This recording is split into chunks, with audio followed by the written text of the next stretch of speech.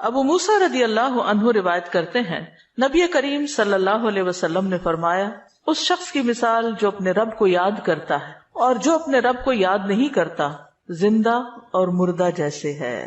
تو ذکر کو زندگی سے تشبیہ دی گئی ہے، یعنی جس طرح انسان زندگی کے ساتھ خوبصورت ہوتا ہے، یعنی اس کا ظاہر خوبصورت ہوتا ہے جب زندہ ہوتا ہے، جب مر جاتا ہے تو آپ دیکھیں میت کیسی لگتی ہے، تو اسی طرح ذکر کے ساتھ انسان کا باطن روشن ہوتا ہے اور خوبصورت ہوتا ہے. ذکر جو ہے یعنی اللہ کی یاد جو ہے اس کی کئی اقسام ہیں. قرآن، نماز، تسبیحات، علم کا سیکھنا سکھانا، یہ اس وقت ہم ذکر کی مجلس میں ہیں. پھر اسی طرح دوسروں کو امر بالمعروف کرنا، نہی عن المنکر کرنا. تو یہ جو ذکر ہے اس کی کسی بھی شکل میں یہ اللہ تعالیٰ کے نزدیک ہر چیز سے بہتر عمل ہے.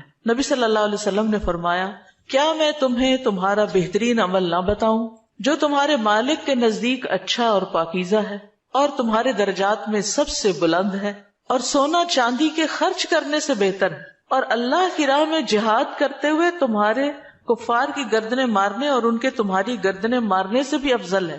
صحابہ نے عرض کیا کیوں نہیں؟ آپ نے فرمایا اللہ تعالیٰ کا ذکر، چاہے آپ نماز میں کر رہے ہیں، نوافل میں کر رہے ہیں، تلاوت قرآن کے ذریعے کر رہے ہیں، تعلیم قرآن کے ذریعے کر رہے ہیں، تسبیحات کے ذریعے کر رہے ہیں، درود شریف پڑھ رہے ہیں، کسی بھی طرح کھڑے بیٹھے لیٹے چلتے پھرتے، فارمل وے میں، انفارمل وے میں، اونچے یعنی جہرن اور سرن، جس شکل میں بھی آپ اللہ کو یاد کرتے ہیں تو اس کی اتنی زیادہ فضیلت ہے، بہت افضل عمل ہے. اور اس کے برعکس کیا ہوتا ہے؟ اللہ تعالیٰ سے غافل ہو جانا، بھول جانا، اور وہ عموماً کب ہوتا ہے؟ جب ہم دنیا میں خوب محو ہو جاتے ہیں. اسی طرح رسول اللہ صلی اللہ علیہ وسلم نے فرمایا بہترین عمل یہ ہے کہ جب تم دنیا سے رخصت ہو تو تمہاری زبان اللہ کے ذکر سے تر ہو. اور یہ اسی وقت ہو سکتا ہے جب ہمیں ہر حالت میں ذکر کرنے کی عادت ہو. یعنی ذکر جو ہی چھوٹے تو ہمیں کبھی سی محسوس ہونے لگے کہ کچھ رہ گیا ہے، کچھ چھٹ گیا میرے ہاتھ سے، کچھ نکل گیا ہے، کچھ کمی سی ہے، وہ خلا، وہ خالی پن فوراً محسوس کر لے. ہم ذکر کرنے والے سب سے آگے آگے ہوں گے. رسول اللہ صلی اللہ علیہ وسلم نے فرمایا مفردون سبقت لے گئے. صحابہ نے پوچھا اللہ کے رسول مفردون کون ہے؟ آپ نے فرمایا اللہ کا بہت ذکر کرنے والے مرد اور ذکر کرنے والی عورتیں. ذکر کی حالت میں مسلسل اللہ تعالیٰ کا ساتھ ملتا ہے، اللہ کا قرب نصیب ہوتا ہے. اللہ تعالیٰ فرماتے ہیں میں اپنے بندے کے ساتھ ہوں جب تک وہ مجھے یاد کرتا ہے اور میری یاد میں اپنے دونوں ہونٹ ہلاتا ہے. پھر شیطانی حملوں سے بچاؤ کا مضبوط قلعہ ہے. یحییٰ علیہ السلام نے بنی اسرائیل کو خطاب کیا اور اس میں ایک بات یہ کہی کہ بندہ جب تک اللہ کے ذکر میں مصروف رہتا ہے تو شیطان کے حملوں سے محفوظ ایک مضبوط قلعے میں ہوتا ہے، یعنی دشمن سے بچا ہوا ہوتا ہے. پھر جنت کے باغیچے ہیں ذکر کی مجلسیں، جیسے یہ مجلس ہے. رسول اللہ صلی اللہ علیہ وسلم نے فرمایا جب تم لوگ جنت کے باغوں کے پاس سے گزرو تو کچھ کھا پی لیا کرو. صحابہ نے پوچھا جنت کے باغوں سے کیا مراد ہے؟ آپ نے فرمایا مجالس ذکر، ذکر کی مجلسیں. قیامت کے دن سب سے زیادہ قابل رشک لوگ کون ہوں گے؟ جن کے چہروں کی سفیدی دیکھنے والوں کو ڈھانپ لے گی. وہ انبیاء و شہداء نہیں ہوں گے لیکن ان کے اللہ کے قریب ہونے کی وجہ سے انبیاء و شہداء ان پہ رشک کریں گے. عرض کیا کہ اللہ کے رسول یہ کون لوگ ہوں گے جن پہ انبیاء و شہداء رشک کریں گے؟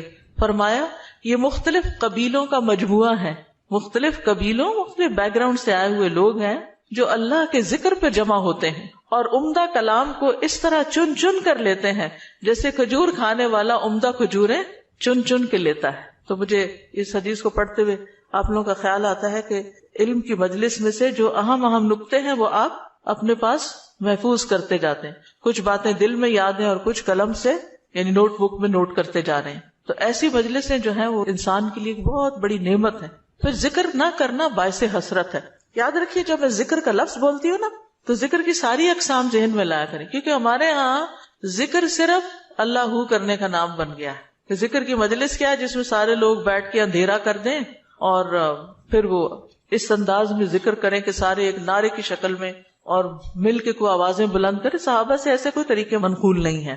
وہاں صحابہ کرام نبی صلی اللہ علیہ وسلم کی مجالس میں جو بیٹھ کے علم حاصل کرتے تھے اس کو بھی ذکر کی مجلس سمجھتے تھے اور ویسے بھی اکٹھے بیٹھ کر اللہ کو یاد کرتے تھے. جیسے مسجد نبی میں ایک دفعہ آپ تشریف لے گئے، 2 جماعتیں تھی، کچھ علم سکھا رہے تھے اور کچھ بیٹھ کے ویسے ہی تسبیحات پڑھ رہے تھے اپنی اپنی. تو آپ علم والوں کے پاس گئے تو یہ بھی ذکر کی مجلس ہوتی ہے، یعنی علم کا سیکھنا سکھانا، اور بیٹھ کے تسبیح پڑھتے رہنا، ذکر کرتے رہنا، جیسے آپ حرم میں بیٹھ کے کرتے ہیں، کسی مسجد میں بیٹھے ہوتے ہیں، اس کے لیے ضروری نہیں ہوتا کہ کوئی تسبیحات کرنے کے لیے باقاعدہ لوگوں کو دعوت دے کر کوئی ایسے حلقے اکٹھے کیے جائیں۔ ذکر نہ کرنا باعث حسرت ہے۔ نبی صلی اللہ علیہ وسلم نے فرمایا جو لوگ کسی جگہ پر مجلس کریں لیکن اس میں اللہ کا ذکر نہ کریں اور نبی صلی اللہ علیہ وسلم پر درود نہ بھیجیں تو وہ ان کے لیے قیامت کے دن باعث حسرت ہوگی۔ اگرچہ وہ اجر و ثواب کی بنیاد پر جنت میں داخل ہو جائیں گے لیکن انہیں حسرت ہوگی کہ ہم نے یہ وقت کیوں گنوا دیا۔ ذکر نہ کرنے والے بدترین مخلوق ہیں، بد نصیب لوگ ہیں۔ عمرو بن ابسہ سے روایت ہے، رسول اللہ صلی اللہ علیہ وسلم نے فرمایا جب بھی سورج چڑھتا ہے اللہ عز و جل کی ہر ایک مخلوق اللہ عز و جل کی تسبیح اور حمد و ثنا بیان کرتی، یعنی صبح ہوتے ہی ساری مخلوق ذکر میں لگ جاتی، لیکن شیطان اور اولاد آدم میں سے آتا قسم کے لوگ ذکر نہیں کرتے۔ تو میں نے بنی آدم میں آتا قسم کے لوگوں کے بارے میں سوال کیا، آپ نے فرمایا بدترین مخلوق، یا فرمایا اللہ کی مخلوق میں سے بدترین لوگ، یعنی آسمان و زمین، سورج، چاند، ستارے، درخت، شجر، حجر، ہر چیز ذکر میں مشغول ہے سوائے ان لوگوں کے جو سو کے وقت گزار رہے ہیں یا غفلت میں پڑے ہوئے ہیں۔ حدیث نمبر 42، دو محبوب کلمات۔ عن ابی ہریرہ رضی اللہ عنہ قال قال النبی صلی اللہ علیہ وسلم کلمتان حبیبتان الی الرحمن خفیفتان علی اللسان ثقیلتان فی المیزان سبحان اللہ وبحمدہ سبحان اللہ العظیم۔ کتاب التوحید۔ ابو ہریرہ رضی اللہ عنہ روایت کرتے ہیں نبی کریم صلی اللہ علیہ وسلم نے فرمایا دو کلمے رحمان کو بہت محبوب ہیں، زبان پر بہت ہلکے ہیں لیکن قیامت کے دن ترازو میں بہت بھاری ہوں گے۔ سبحان اللہ و بحمدہ سبحان اللہ العظیم۔ اللہ اپنی حمد کے ساتھ پاک ہے، اللہ پاک ہے جو بہت عظمت والا ہے۔ تو جیسے ہم جانتے ہیں کہ نفلی عبادت میں افضل عمل اللہ کا ذکر ہے، تو یہاں پر اس ذکر کی خاص شکل بتائی گئی کہ اللہ تعالیٰ کی حمد و ثنا اور پاکی بیان کرنا۔ سبحانہ کا مطلب کیا ہوتا ہے کہ وہ پاک ہے۔ تو جس کلام میں، جس ذکر میں اللہ تعالیٰ کی پاکی بیان کی جائے، تسبیح بیان کی جائے اور حمد و ثنا بیان کی جائے، وہ اللہ تعالیٰ کا چنا ہوا کلام ہے۔ رسول اللہ صلی اللہ علیہ وسلم سے سوال کیا گیا کون سا کلام افضل ہے؟ آپ نے فرمایا جو اللہ نے اپنے فرشتوں اور بندوں کے لیے چنا۔ کیا فرمایا؟ جو اللہ نے اپنے فرشتوں اور اپنے بندوں کے لیے چنا۔ سبحان اللہ و بحمدہ، ٹھیک ہے، سبحان اللہ و بحمدہ۔ یہ تمام مخلوق کی نماز ہے، تمام مخلوق کی نماز ہے۔ نوح علیہ السلام کی وفات کا وقت جب آیا تو انہوں نے اپنے بیٹے سے فرمایا کہ میں تمہیں ایک وصیت کر رہا ہوں، دو باتوں کو کرنے کا حکم دیتا ہوں، دو باتوں سے روکتا ہوں۔ اور دو کرنے کے جو کام بتائے اس میں سے ایک لا الہ الا اللہ کا اقرار، کہ اگر ساتوں آسمان اور ساتوں زمینوں کو ترازو کے ایک پلڑے میں رکھ دیا جائے اور لا الہ الا اللہ کو دوسرے پلڑے میں، تو لا الہ الا اللہ والا پلڑا جھک جائے گا، اور اگر ساتوں آسمان اور ساتوں زمینیں ایک بند کڑے کی شکل اختیار کر لیں تو لا الہ الا اللہ اس کو بھی توڑ دے گا۔ اتنی طاقت ہے اس کلام کے اندر۔ اور دوسرا یہ کہ سبحان اللہ و بحمدہ کا ورد کرتے رہنا، کیونکہ یہ ہر چیز کی نماز ہے اور اس کے ذریعے مخلوق کو رزق ملتا ہے۔ اور میں تمہیں شرک اور تکبر سے منع کرتا ہوں، یہ دو منع کرنے والی چیز۔ اسی طرح ان کلمات کو اگر کوئی 100 دفعہ دن میں پڑھے تو اس کے گناہ مٹ جاتے ہیں، گناہ جھڑ جاتے ہیں، چاہے سمندر کی جھاگ کے برابر ہی کیوں نہ ہو۔ پھر اسی طرح ایک اور حدیث میں آتا ہے سنن ترمذی کی، جو شخص سبحان اللہ العظیم و بحمدہ کہتا ہے اس کے لیے جنت میں کھجور کا ایک درخت لگا دیا جاتا ہے، صرف ایک دفعہ کہنے سے۔ کہہ لیجئے سبحان اللہ العظیم و بحمدہ۔ اللہ کے راستے میں سونا خرچ کرنے سے بہتر ہے۔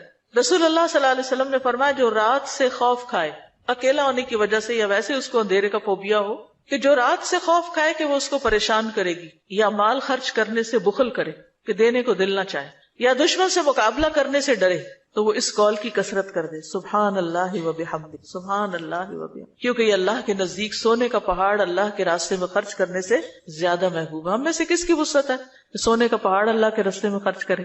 نہیں کر سکتے، تو اس لیے اس کلمے کو ہی زیادہ سے زیادہ پڑھ لینا چاہیے۔ اسی طرح سبحان اللہ، لا الہ الا اللہ، الحمدللہ، یہ کلمات عرش کے ارد گرد چکر لگاتے ہیں اور ان کی بھنبھناہٹ ہوتی، شہد کی مکھیوں کی بھنبھناہٹ کی طرح، اور وہ اپنے ذکر کرنے والے کی اللہ کے ہاں یاد دلاتے ہیں۔ تو آپ نے فرمایا کیا تم میں سے کوئی یہ پسند نہیں کرتا کہ اس کے لیے کوئی ایسا ہو جو ہمیشہ اللہ کے ہاں اس کی یاد دلائی جاتے رہے، یعنی کوئی ایسا طریقہ ہو کہ ہمیشہ عرش کے ارد گرد آپ کا ذکر ہوتا رہے. قیامت کے دن بھی یہ انسان کا بچاؤ کریں گے، یعنی جہنم سے بچانے کے لیے سبحان اللہ والحمد للہ ولا الہ الا اللہ واللہ اکبر. پھر اہل جنت کا ذکر کیا ہوگا؟